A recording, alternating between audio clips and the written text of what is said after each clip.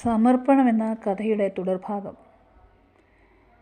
വിരുന്നു വരുന്നവരോടെല്ലാം രാമച്ചൻ എന്നെ പരിചയപ്പെടുത്തിയത് തൻ്റെ പെങ്ങളുടെ മകളാണെന്നായിരുന്നു. ആ ഒരു പരിഗണന വരുന്നവർ തനിക്ക് തരാറുമുണ്ട്. ക്രമേണ അവർ എല്ലാവരും എന്നെ ഒരു ബന്ധുവായിട്ടാണ് കണ്ടത്. ഒരിക്കൽ മുത്തച്ഛനെയും ഗായത്രിയുടെ പിറന്നാളിനെ ക്ഷണിച്ചിരുന്നു. അന്ന് വന്നവരെല്ലാം ഇതാരാണെന്ന് മുത്തച്ഛനെ നോക്കി ചോദിച്ചപ്പോൾ ഇതെൻ്റെ അമ്മാവനാണെന്നാണ് രാമച്ചൻ പരിചയപ്പെടുത്തിയത്. മുത്തച്ഛനത് വലിയ സന്തോഷമായിപ്പോയി. വിരുന്നു വരുന്നവരാകട്ടെ ഗൗതമനെയും ഗായത്രിയെയും നിലത്ത് വയ്ക്കാറില്ല. ഒരുപാട് സമ്മാനപ്പൊതികളും ഉമ്മകളും കൊണ്ട് പൊതിയുന്നത് കാണാം. ഇവരൊക്കെ എത്ര നല്ല മനുഷ്യരാണ് എന്ന് ഞാൻ പലപ്പോഴും വിചാരിച്ചിട്ടുണ്ട്. പിന്നീട് കുറച്ചു കാലം കഴിഞ്ഞപ്പോൾ മുതൽ സുഹൃത്തുക്കളുടെ വരവുകളും വിരുന്നുകളും കുറഞ്ഞു തുടങ്ങി.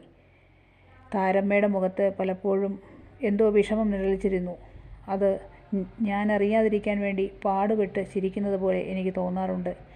എൻ്റെ ഉള്ളിൽ വല്ലാത്തൊരു വേവലാതി ഉടലെടുത്തു. എങ്കിലും കുടുംബകാര്യങ്ങളെല്ലാം പഴയതുപോലെ തന്നെ. ഒരിക്കൽ സ്കൂൾ വിട്ട് വന്നപ്പോൾ ഒരു ബാങ്കിൻ്റെ വണ്ടി പടി കടന്നു പോകുന്നത് ഞാൻ കണ്ടു. എനിക്കൊന്നും മനസ്സിലായില്ല.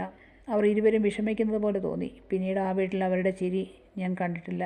എപ്പോഴും എന്തോ ഒരു ചിന്ത അവരെ അലട്ടുന്നതായി എനിക്ക് തോന്നിയിട്ടുണ്ട്. എനിക്ക് ചോദിക്കുന്നതിനൊരു പരിധിയില്ലേ. ഒരിക്കൽ ഒരു ആത്മാർത്ഥ സുഹൃത്ത് വന്ന് രാമച്ചനോട് ദേഷ്യപ്പെട്ട് സംസാരിക്കുന്നത് കണ്ടു. അങ്ങനെയിരിക്കെ ഒരു ദിവസം രാവിലെ താരമ്മ നീലാംബരിയോട് പറഞ്ഞു, മോളെ, പഠിത്തമൊക്കെ നന്നായി നടക്കുന്നുണ്ടോ? നന്നായി പഠിച്ച് നല്ല നിലയിലെത്തണം. അതിനുശേഷം അവർ എൻ്റെ കയ്യിലേക്ക് കുറേ പണം വെച്ച് തന്നു. മോൾക്ക് ഇന്ന് വരെ ഞങ്ങളൊന്നും തന്നില്ലല്ലോ. ഇതിരിക്കട്ടെ, മോളിന്ന് സ്കൂൾ വിട്ട് മുത്തച്ഛനെയൊക്കെ പോയി കണ്ടിട്ട് നാളെ വന്നാൽ മതി. നീലാംബരി അമ്പരന്നു. ഞാൻ പറഞ്ഞു, എന്തിനാണ് എനിക്ക് ഈ പണം? എനിക്ക് വേണ്ട.